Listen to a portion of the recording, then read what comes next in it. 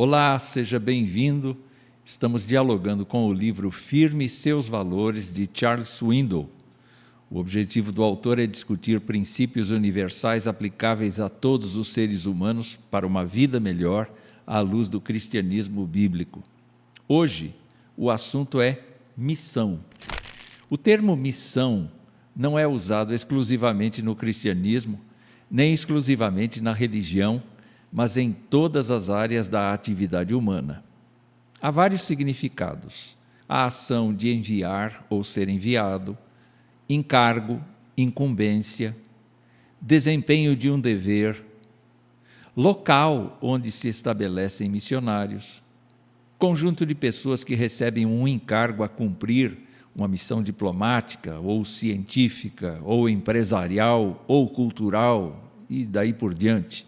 Um trabalho oficial importante, em geral, realizado por um grupo de pessoas, frequentemente em um país estrangeiro. A mais importante função de uma instituição ou organização, a principal razão de ser, fim, propósito. Há realmente muitas definições, mas em todas elas há basicamente alguém mandante e alguém subordinado, devidamente preparado, que operacionaliza a ordem recebida visando um resultado. Swindoll relembra a experiência do profeta Isaías, registrada no capítulo 6 de sua profecia. O profeta estava no templo de Jerusalém, triste pela morte do seu amigo, o rei Uzias de Judá. Foi nessa situação que ele viu o Senhor em seu trono, rodeado de seres angelicais que o exaltavam, proclamando sua santidade. Diante dessa visão gloriosa e aterradora, Isaías se viu totalmente pecador ao ponto de experimentar o hálito da morte. Ele e seu povo eram dignos de morte diante da santidade de Deus por sua rebeldia e desobediência contumaz.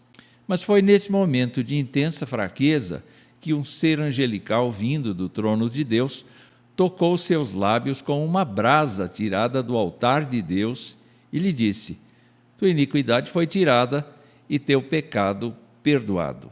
A seguir, já purificado, ouviu Deus falando: a quem enviarei e quem há de ir por nós? Ou seja, Deus tinha uma missão para alguém e Isaías se voluntariou para cumprir a missão.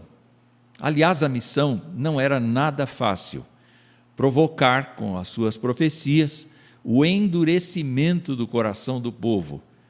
Mesmo assim, Isaías partiu para cumprir a ordem de Deus, pois assumiu para si a responsabilidade da missão. Centenas de anos depois, Jesus Cristo tornou-se homem para a missão de redenção dada por Deus Pai. Ao ascender aos céus, depois de morrer crucificado e ressurgir, deixou a mensagem do Evangelho sob a responsabilidade de seus discípulos, determinando-lhes que fossem por todo o mundo e fizessem discípulos de todas as nações, batizando-os e ensinando-os a guardar todas as coisas que ele lhes tinha ordenado. Mateus 28, 19 e 20. De todas as missões que o mundo tem e realiza, em todas as suas esferas, não há missão maior, mais contundente, mais sublime e mais urgente do que pregar o Evangelho de Cristo a toda criatura, porque disso depende a vida presente e a vida futura de cada um de nós. Só para lembrar, o mandante da missão é Jesus Cristo, Filho de Deus e Rei dos Reis. Os subordinados são seus discípulos de todas as épocas, equipados e empoderados pelo Espírito Santo. A atividade é a pregação do Evangelho segundo a palavra de Deus, pela mensagem, pelo culto e pela vida. Todos os cristãos estão responsabilizados pela missão dada por Cristo. Quando Paulo escreveu aos Romanos, afirmou: todo aquele que invocar o nome do Senhor será salvo. Mas fez várias perguntas que nos mostram a importância da missão. Como, porém, invocarão aquele em quem não creram? E como crerão naquele de quem nada ouviram?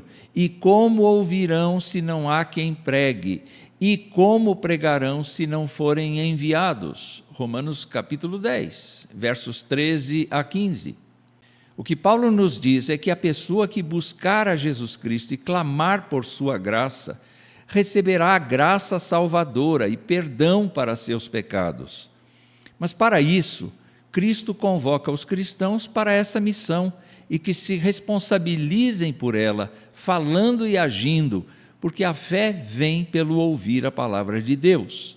A missão nunca foi nos tornarmos ricos e saudáveis, mas proclamadores da salvação que há em Jesus Cristo.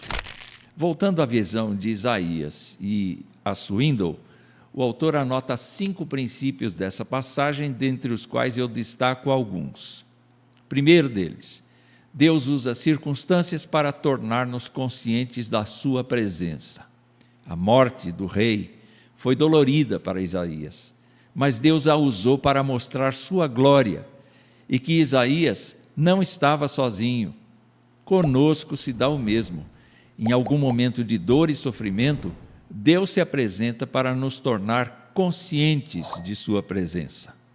Segundo ponto, Deus revela seu caráter para que nós vejamos nossa carência. Deus não é como os deuses da mitologia, com reações baseadas nas virtudes e defeitos humanos. A santidade faz parte de seu caráter. É por isso que, ao nos compararmos a Deus, ficamos conscientes de que somos o contrário dele, imperfeitos e pecadores contumazes. Em terceiro ponto, Deus nos dá esperanças para que compreendamos que somos úteis. A brasa tirada do altar e passada nos lábios de Isaías o tornou apto a conviver com a santidade de Deus, e isto foi uma demonstração da graça divina. E ainda Deus perguntou: a quem eu vou enviar para que faça o que eu planejo? E foi nessa cena que Isaías se apresentou. Seu caráter foi moldado e seu amor por Deus lhe deu confiança para comprometer-se com a missão de Deus. Quarto, Deus nos revela a verdade para levar-nos a atentar para a realidade. Deus não escondeu que a missão era dura e de juízo por conta do pecado nacional e iria endurecer o coração do povo em lugar de atrair multidões. Isaías seria odiado pela maioria. Isaías perguntou: até quando devo pregar? E a resposta de Deus foi: até que as cidades sejam totalmente devastadas e reste não mais do que um toco de árvore. E a partir desse toco eu reconstruirei o meu povo. Pela Bíblia, sabemos que Isaías não recuou diante da missão. Pela tradição, foi cerrado ao meio no reinado de Manassés. O que aprendemos com tudo isto?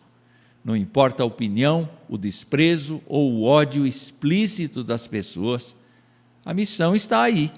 Todos precisam saber do amor e da misericórdia de Deus. Ele quer salvar os pecadores por meio de seu Filho. E esta é a nossa missão mais importante.